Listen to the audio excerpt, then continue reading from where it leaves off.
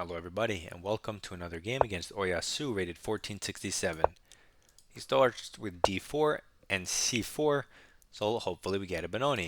We'd play c5 inviting the pawn push so that white can gain space. He doesn't do it, but maybe he will. We'll stay flexible and go for g6, again inviting him to push. At any moment you can take this pawn and probably should take this pawn to remove his strong central pawn for your flank pawn and leave his c pawn by itself looking weird. But because this is a Benoni speedrun, I'm going to leave the tension and not take the pawn specifically. Even if, the engine's going to yell at us, that's fine. Again, you should probably just take the pawn and develop your knight, but we're going to give him the opportunity to push by fianchettoing. Okay, he attacks the knight, which has no effect. Let's castle. Come on, guy, you know you want to do it. Okay, so he plays e3. I'm hoping that now that his position is, more well developed, he should feel safer and have the courage to eventually push. I'm hoping that's the case. That's why I'm really not taking. You could take once again. But I mean, you could take and just play d5, which is super principled.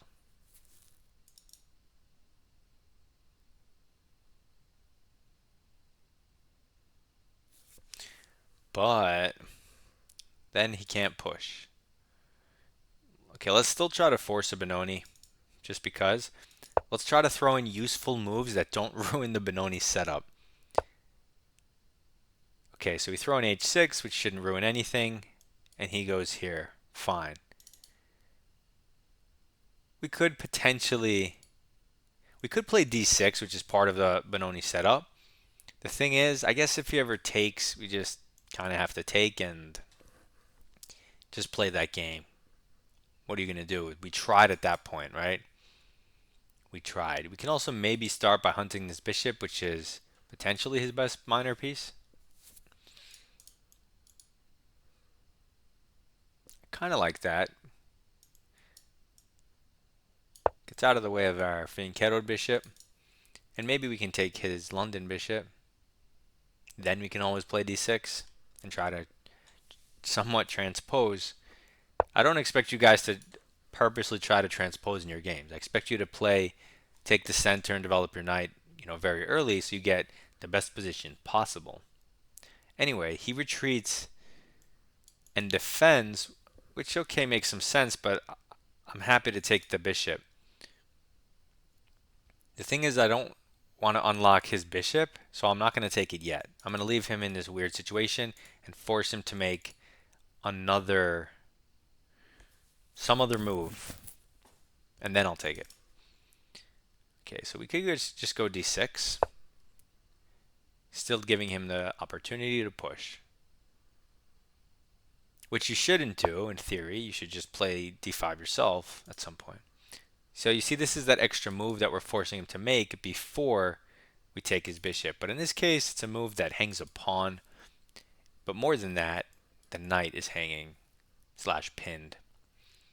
So he can't play h3. He'll likely fianchetto immediately to defend the knight, which is awkward. Because if we take that pawn, if this pawn's gone, that means every square on the h-file is an outpost, which means that we can intermezzo. So takes here, take his bishop, he'll take back. And if he ever plays h3, well, maybe you can maintain the pin on this outpost, h5, but he does have a knight here. So maybe you can also drop back to d7. In any case, it looks like a free pawn to me. You can always trade it for any of the knights at any point to get rid of it. You don't have to hold on to it and contort your position. Just get it off the board if it's easier. Okay, this hangs a knight. This is just... Come on, guys. Let me just hit analysis just to check. Okay, hopefully you guys were paying attention that game because I'm not going to go over it. So now you know, pay attention. There may not be a second chance. You could just rewatch the video though. But let's just keep going. We're going to try to do one more because that game was super quick and the guy just hung a knight. I'm over here calculating things and this guy's just hanging pieces. What a waste of my time. A keel 444 rated 1474. We get a Scandinavian. He hits us queen a5. He knows what he wants. He knows he plays d4. This is what we like. Someone who has some idea of their setup against the Scandinavian. We're used to this. This is the main theory. Two knights out, d4, bishop c4, but a lot of people have been going bishop d3, just as many bishop e2. So because of bishop e2, we're just going to throw in the c6 move that's part of our setup, controlling the center and giving the queen an evacuation diagonal. He tries to use this discovery immediately. He wants to cash in on the spot. So we have options. c7, d8, potentially even b6.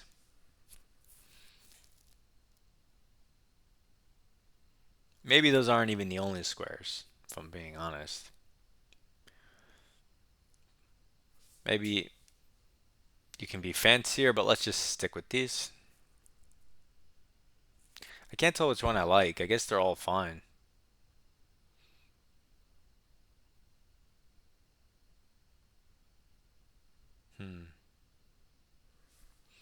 I guess I'll go to c7.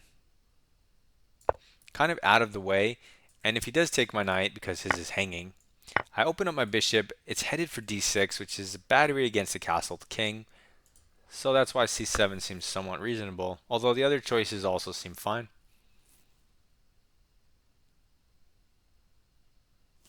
And black has a reasonable position. White's not going to be able to put a rook here in time to mess with our king. So he develops the bishop, makes sense, and he cannot add pressure with the knight thanks to our doubled pawn dominating his knight.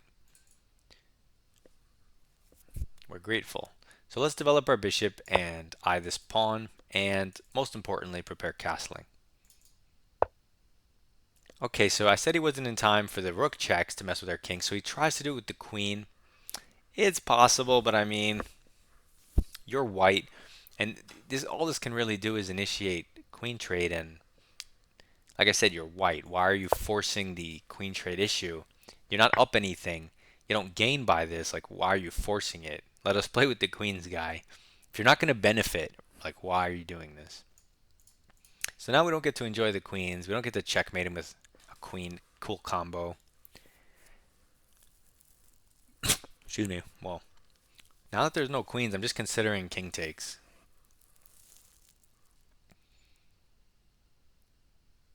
But it's probably too fancy. I don't want to move my bishop back, that's why. King takes, castles, rook e8, check, rook f8, I mean king f8, and I don't have to move my bishop. I'm going to do that. Oddly enough, if I just count and do it the other way, like this, yeah, that takes way longer. I'm going to take with my king, which looks funny, but even in the worst case scenario, you could block here and be fine. But we're going to go here, and then we're going to scoot back. And it's better than castling, because it'll be like long castling, but on the king side, because our rook will already be developed, and our king won't be tucked away on g8. It'll be closer to the center on f8, which is better for a queenless game. So he pushes, he wants to open up lines and stuff, but we could ignore him and we could also push past. Two options.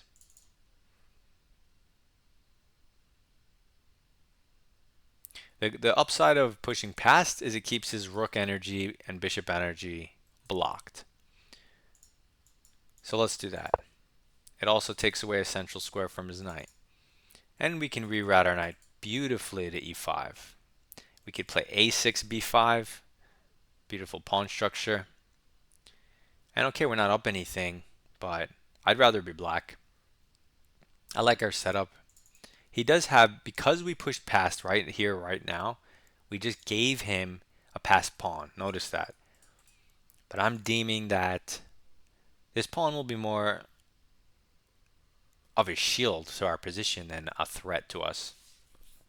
I feel like because of this pawn, it's blocking all of his energy, which is giving us time to do what we want. Maybe we try to mess up his pawn structure.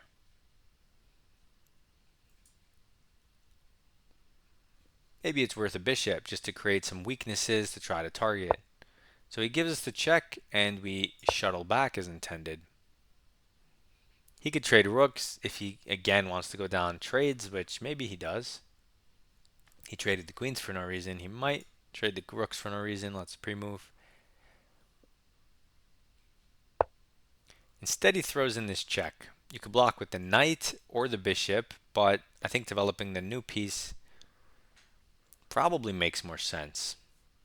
If he tries to hunt the bishop in response, maybe we can hunt his in response, but then we'll hang this bishop. So if he hunts our bishop, that's true. Let's go here so that he doesn't have any weird tactics, so we don't have to calculate further. This solves the issue because if you put the knight here, the knight's not actually threatening the bishop. Now his bishop is threatened. If he takes us, we're happy. We connect the rooks and have a beautiful square for our knight. If he doesn't take us, then he has to move off the diagonal again, and we could just play b5 and expand with the bishop support. He throws in this check. We'll take with the king. If he gives us a check, we just go to the side. Nothing changed. It's the exact same position. He just traded a pair of rooks for no reason because he likes trades. So will he trade bishops? Mr. Akil, who doesn't fight for advantages in chess, he fights for the trades. Okay. He would rather lose an endgame, that's all. He's saying, listen, I don't want you to beat me with a beautiful combination. I just want to lose a king and pawn endgame by moving my king to the wrong square. And we're fine with that. So he retreats his bishop. It does create a pseudo threat. Why pseudo? Well, if he takes this, Bobby Fischer trap, maybe g3. Bishop here, check. Mate. Because of his rook. That's checkmate. Okay, so no Bobby Fischer trap. That's for sure. So what do we want to do? I mean, you have lots of moves. I'm just trying to...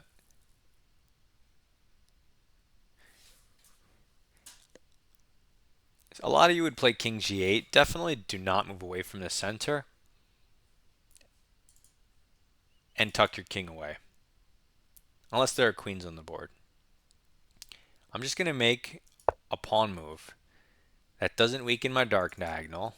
Because if you push f5, you give his knight and bishop squares. If you push g6, well, that gives him that diagonal with some weird ideas. But if you push h6, all he can do is stick his bishop here, which has nothing to do with anything because it's not a queen. Now, queen h7 would be devastating, but bishop h7 does nothing.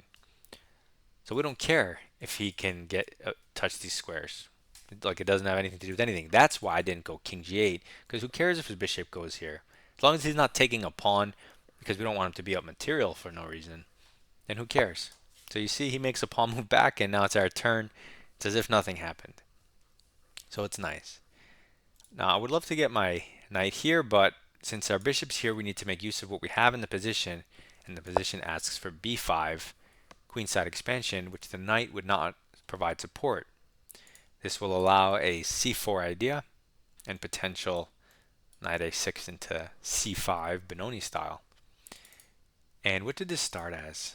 Okay, so this started as a Scandinavian, but we have a somewhat of a Benoni-esque pawn structure here on the queen side. A bishop on d6 instead of a pawn, but it's similar in some ways. We're left with these two queenside pieces where normally we would try to trade one of them so we have space. And similar here, they're both fighting for d7 as in the Benoni, which is funny. But we're making the most of it with queenside expansion and our knight does have future prospects. He makes random pawn moves, which is a huge waste of time. You need to focus on your pieces. If your pieces are in good places, try to create a weakness. This is like too little too late, hang stuff, I don't know. I don't know, but I am going to hit this bishop because where does it go exactly? And it opens up my bishop, opens up knight squares. I can maybe even go a5 and then knight a6, but maybe knight a6, knight c5 is a little faster. You can go a5 afterwards. In any case, you can see his rook doesn't have infiltration on our half, so we don't actually need to put a rook on e8, right? It's just a random trade. So instead we'll keep it on these 3 rows, the queen side, and see if we can use it. So he goes back this way, maybe he can fianchetto. In any case, it's out of the way of the rook, so it makes some sense. Now, although we have the c5 square for the knight, we also have it for a bishop, but that would likely lead to more pointless trades, because this guy likes trades. So let's develop our last minor piece to its only available square, because we know this is not the end goal. You can go here with a double attack, right? Okay, he moves his knight. What's the threat? Well, he could be trying to maybe anchor it in there, but more likely he was going to f5 is the idea, and or push the f4 pawn. The drawback, undefend some squares. I don't really think it matters. So no real threats, more or less. So if he's not creating threats, what can we do? I mean, we have this nice square, but then, like, what's it doing? You have to, I mean, it's fine. It's nice here. You go a5, a4, a3, or maybe you prepare b4, c3. But I think if we go to b4, we're double attacking pawns.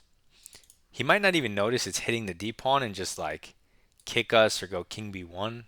If he does notice, he might take us, in which case we take with tempo. He'll play f3.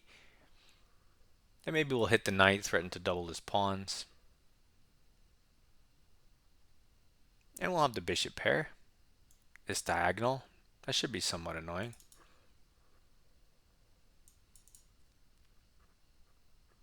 Alternatively, we can go rook c8. But rook c8, knight f5. He's hitting our dark square bishop. We can always go this way, actually. Wait, can we go here now? If we go here now, and he tries this and takes,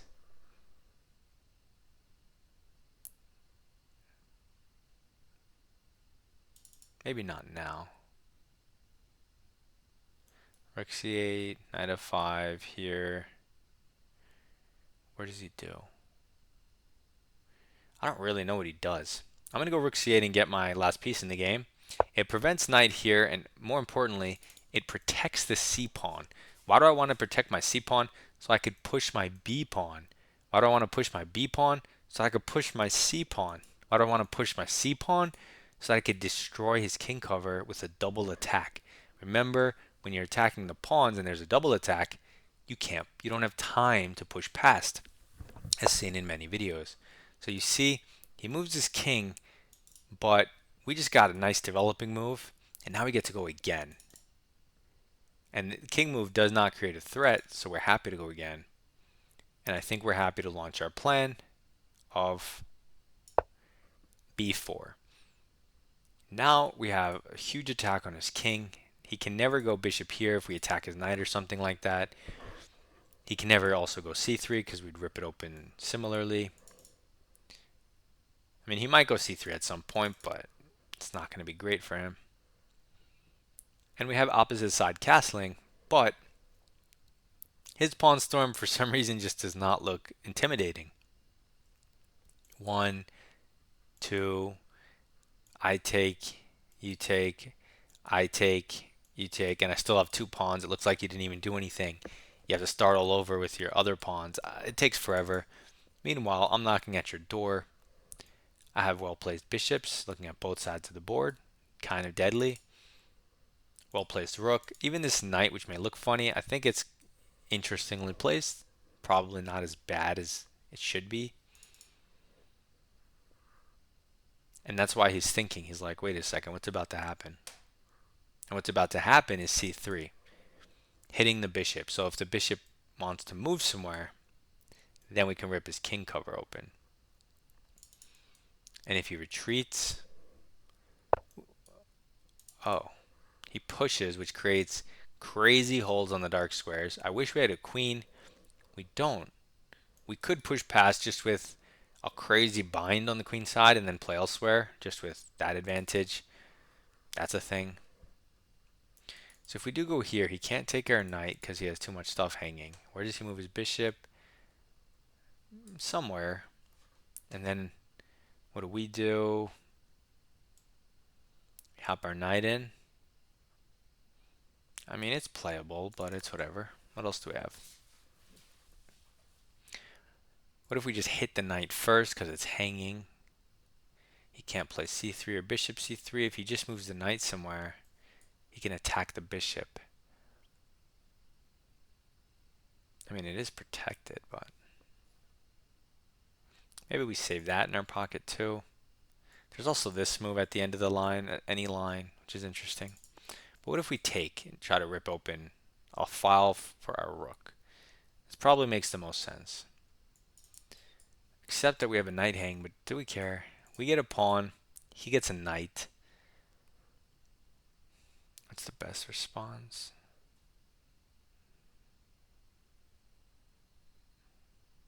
Maybe take this one. We get a second pawn. He'll probably take it. Check. Can we sack even more? I think that's suspicious, actually. I say actually, like, as if it shouldn't be. It definitely should be. But if we close it,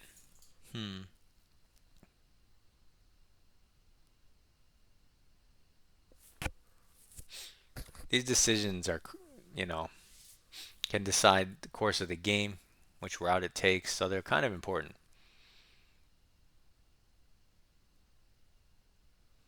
Kind of important.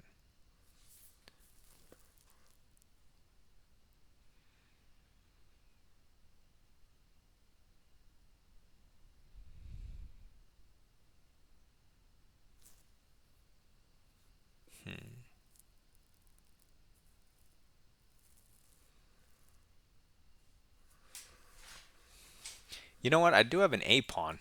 I guess I can only send that guy up afterwards. So let's go here. Just, oh. Oh. I guess that's a thing. Because my knight's hanging. But I mean, it doesn't win anything. I guess it's a way to try to get out of the bind, but now my rook file's open again, which is kind of what I wanted, though. So there is a free pawn, but maybe I can do better. Can I do better? I think if I hit his knight, he can't go here now because of our rook.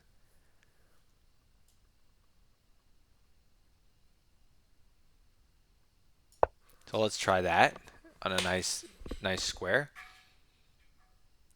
Improve a piece for free, creating checkmating patterns if we ever get a rook to the back rank. But that's not practical. I'm more counting on taking this pawn and then taking his pawn and, like I said before, trying to win an endgame. Because this guy did trade queens right away. So the position's interesting. We don't get that bind. We get a different type of, maybe even better. We're infiltrated. Before, at least, he could have used our bind as a shield for his king at the very least. So he was at least protected in a way. But now we kind of can just roam in his position. He'll get a bunch of stuff. Maybe we'll lose our weak pawns. Maybe he'll lose some weak pawns. And we'll see. He's currently up a pawn. So us taking a pawn isn't the biggest deal for him. But now he's not sure what to do because you don't want to move your knight here because it hangs. Here you don't want to block your rook. He might go here because it's supported. And it forces the issue. So it kind of forces my bishop off, right? Or I could hang the pawn. I think I'll just hang the pawn and keep my bishop. So I'll take here. I'll let him take here. Then I'll take this guy. Every material will be even. I'll have an outside passed H pawn. And then I'll have one pawn deep freezing 3. Which he can get out of in the long run, but it's just a game. He does go here. Do I have a more clever move? I don't think so. Let's go here. So material's even, but we have the bishop pair. Now he's up a pawn. We could even solidify this, but maybe that's too fancy. We always can play that move whenever we feel like it. Let's take the pawn back, because we could keep that square for the rook and maybe try to attack this pawn and prevent him from coming back here, because we'll take it and eat it twice. In any case, material's even. We have an outside pass pawn. He does not. He only has potential pass pawns. Okay, so now he's double attacking. So he's kind of asking us to go here and protect. We get an attack out of it too, which is nice. And his king is entirely boxed. He hangs a rook in 1, and the game is over. We'll give him a take back. We don't need to win like that. Even though we have 30 seconds, that's plenty of time. I won't play perfectly, but whatever. And I'll offer one more take back. And then I like how my clock ran during all that, even though he's the one getting the takebacks. So he accepted. He doesn't have too much pride like some of our other opponents. And you could see the problem. He wants to go here to support it, but he couldn't. Wait, he's abandoning the back rank. That's even dumber than your last move. That's even dumber than hanging the rook, because now you hang the entire game. You have to sack your bishop, then you have to sack your rook, and then it's mate. How are you going to abandon the back rank in a position like this? Poor guy. He's waiting for me to click take back, but it's not happening. Because I have 26 seconds and I don't want to blunder, because then I'll hate the video and have to redo it. There we go. Oh yeah, this is the second game anyway. This is way too long. I'll go fast. Scandinavian, Queen A5. I mean, we already know about it. Center and development. We have 2 inaccuracies, no mistakes, no blunders, fine. Development and center. Center, prophylaxis. Force move. Force move. Development, center, king safety. Force move. Force move. Development, center, and king safety, castling by hand.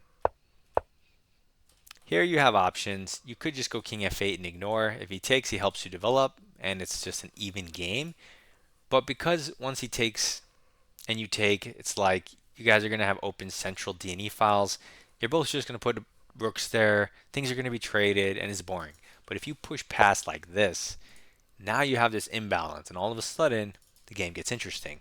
Now it's easy to make mistakes for both sides. You either know ideas, because this is now resembles Benoni structure. So it's way more interesting of a game, and it's way more imbalanced. And if you want to play for a win, this will make the game go in that direction, that double-edged. So he checks us, force move. He attacks a rook, so force move. He takes a rook, force move. Check, force move. So like we didn't have a choice on a lot of this, and And this is normal. So the engine's giving like a plus 1.3 advantage to white, even though we didn't make any mistakes the entire game and only have 2 inaccuracies. And you're gonna, if you play the King's Indian, if you play the Benoni, you're gonna have these evaluations where it says white's better, because it does have this pawn technically, which is a passed pawn that can just be supported. So it's like, oh, potential protected passed pawn. What's the downside?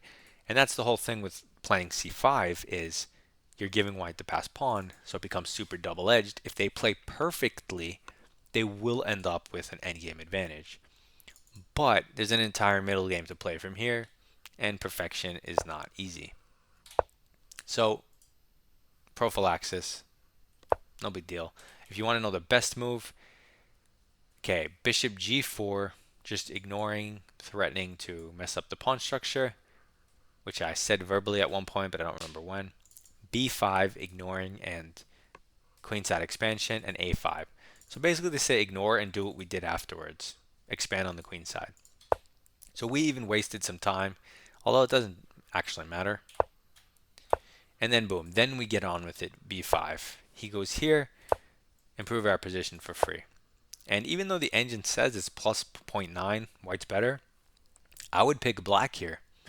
Like that's what I'm saying is this pawn chain, this expansion, disconnecting the C and D pawns with C4, this hole for my pieces, okay, maybe an engine's better, but I think I would rather pick black in a real game. Development, development, just normal stuff. Expanding on the queen side, making threats. This is apparently one of our 2 inaccuracies, but I love this move because I don't know what to do from white's side. So he goes here. And wait, what's the best move? So c3. Wow, you have to play c3. So bishop e5 loses the game. Rook b8 loses the game. Taking loses the game. So if you go bishop e5, he can attack your bishop. And now if you go c3, you're losing because after you save the knight, your bishop and pawn are hanging in the center. So you're basically just creating more targets by doing that. So you're forced to play c3 so you don't lose anything, which is kind of what we came to because we didn't really want to close our rook. He takes, and what did we do? We take. Okay, normal move. It says the one move better than that is knight c7. I'm not even going to look at that. Okay, so we play normal. It still says, okay, it's changing. It still says white's better by plus 0.5, but in no world would I pick white here. So that's weird. He takes the knight and bishop e5, improving a piece for free. And this is crazy. I mean, I would easily rather be black. So many practical advantages.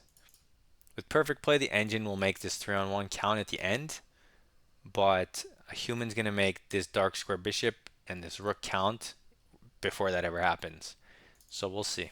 It says he blunders because we take free stuff, and at the end of the day, this pawn is irrelevant because his knight has to go so offside to take so many turns. We take everything here, create win conditions for our own, and now black's better.